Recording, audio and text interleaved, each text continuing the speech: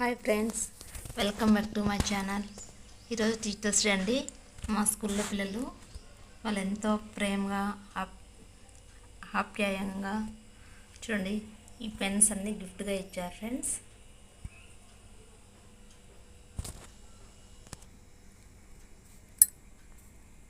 ఇలా వీళ్ళంతా పిల్లల పేపర్లో రాసి ఇచ్చారు ఫ్రెండ్స్.